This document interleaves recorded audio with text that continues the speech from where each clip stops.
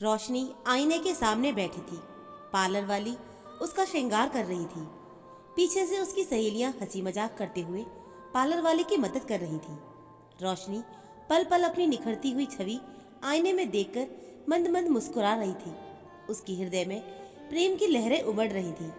आज उसकी शादी थी। उसके गालों की लाली देखकर उसकी एक सहेली उसे छेड़ते हुए बोली, आज तो मयंक जीजू के होश उड़ने वाले हैं। रोशनी ने शर्माकर पलकें झुका ली। आज वो बला की खूबसूरत लग रही थी। उसकी काजल से सजी आंखें, गुलाबी होठ और गालों की लाली उसे और भी खूबसूरत बना रही थी। उसका होने वाला पति मयंक भी कुछ कम नहीं था। वो भी बहुत खूबसूरत था। उसके घुंघराले बाल, गठीला बदन और आकर्षण व्यक्तित्व देखकर कॉलेज की तो कितनी लड़कियां उस पर मरती थीं। लेकिन मयंक ने किसी की तरफ नजर उठाकर भी नहीं देखा था। वो तो बस पढ़ाई लिखाई में ही लगा रहता था। मयंक के पिताजी इस दुनिया में नहीं थे। उसकी माँ ने छोटी सी नौकरी करके मयंक और उसकी छोटी बहन छवि की परवरिश की थी। इसलिए मयंक भी एक जिम्मेदार बेटा बनकर आगे सब कुछ संभालना चाहता था।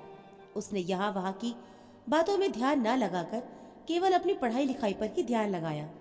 पढ़ाई पूरी होने के बाद वो एक मल्टीनेशनल कंपनी में काम करने लगा और उसने अपनी माँ की जिम्मेदारियों में कंधे से कंधा मिलाकर उनका साथ देना शुरू कर दिया। छवि की पढ़ाई भी जल्दी ही पूरी होने वाली थी।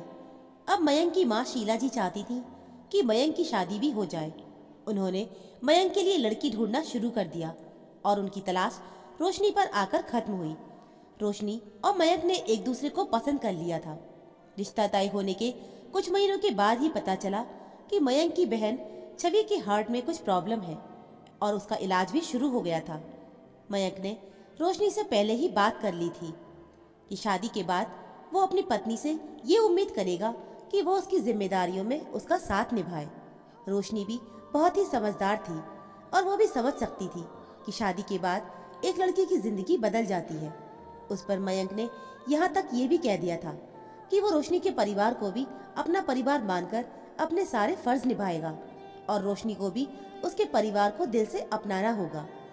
रोशनी को इतना अच्छा जीवन साथी मिल रहा था और उसे क्या चाहिए था।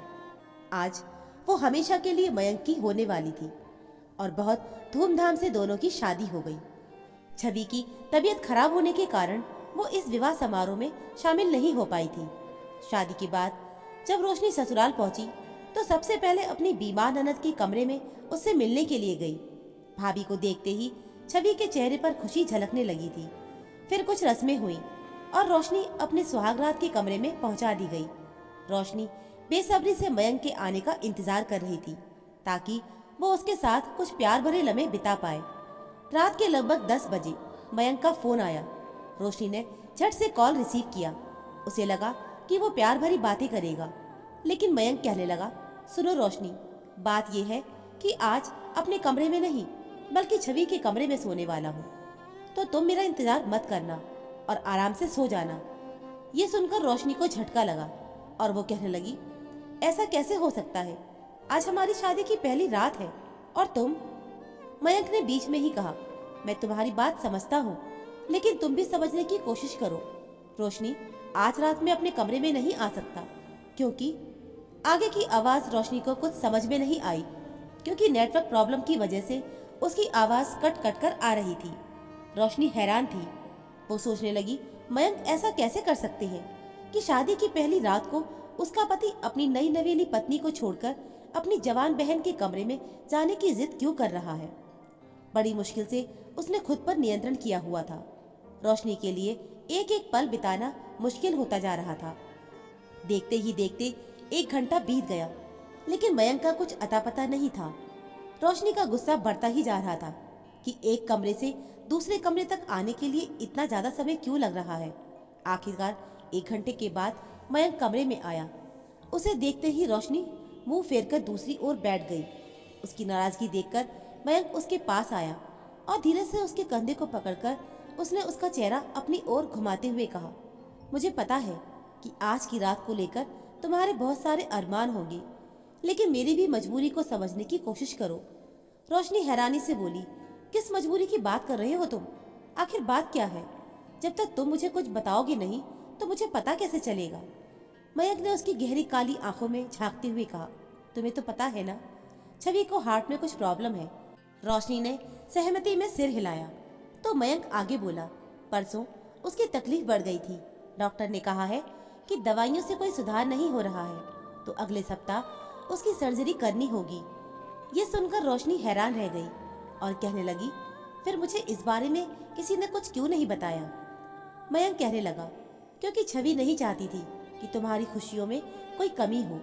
उसका कहना है कि अपनी शादी को लेकर एक लड़की के बहुत सारे सपने होते हैं। ऐसे में अगर तुम्हें ये बात पता चलती तो तुम हंसी खुशी विवाह की रस्में नहीं कर पाती, इसलिए उसने तुम्हें अभी ये बात बताने से मना किया था। मैं तो शादी की तारीख आगे बढ़ाने की बात भी कर रहा था, लेकिन छवि ने कहा कि शादी तय समय पर ही होगी।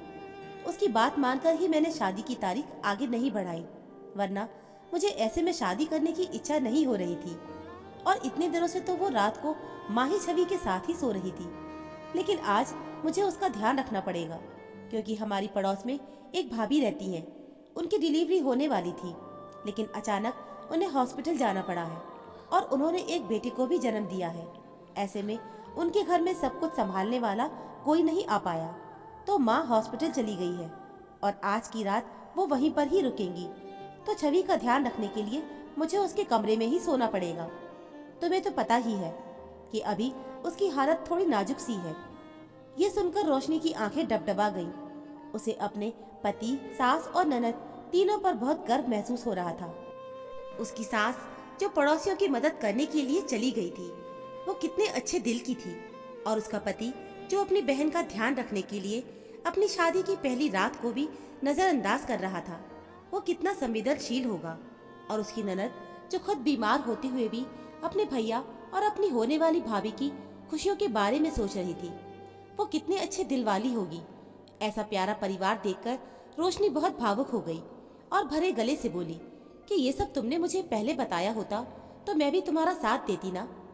अब तुम्हें छवि के कमरे में अकेले रुकने की जरूरत नहीं है, मैं भी छवि के साथ ही सोऊंगी। ये सुनकर मयंक खुशी से भाव विभोर हो उठा कि उसकी जीवन संगनी हर मुश्किल परिस्थिति में उसका ऐसे ही साथ देगी। उसके बाद रोशनी मयंक के साथ अपनी ननद के कमरे में पहुंची। उसे देखकर छवि फीकी सी मुस्कान के साथ बोली, सॉरी भाभी, मेरी वजह से।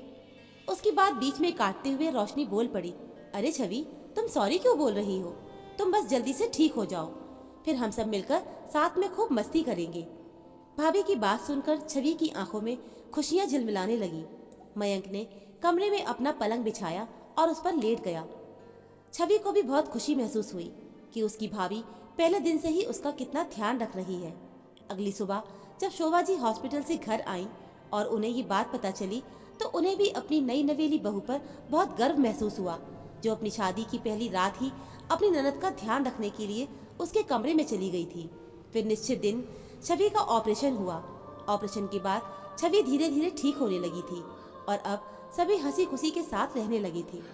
दोस्तों, सुख और दुख तो जिंदगी का हिस्सा होते हैं और परिवार का मतलब भी यही होता है कि हर सुख और दुख में परिवार के सदस्य एक दूसरे के साथ मजबूती से खड़े रहें। तो दोस्तों, उम्मीद है मुझे आपको मेरी ये छोटी सी कहानी जरूर पसंद आई होगी। कहानी अच्छी लगी हो तो प्लीज वीडियो को लाइक, शेयर और चैनल को सब्सक्राइब जरूर कर लीजिएगा। तो मिलते हैं फिर एक नई कहानी के साथ। कहानी सुनने के लिए आप सभी का बहुत बहुत धन्यवाद।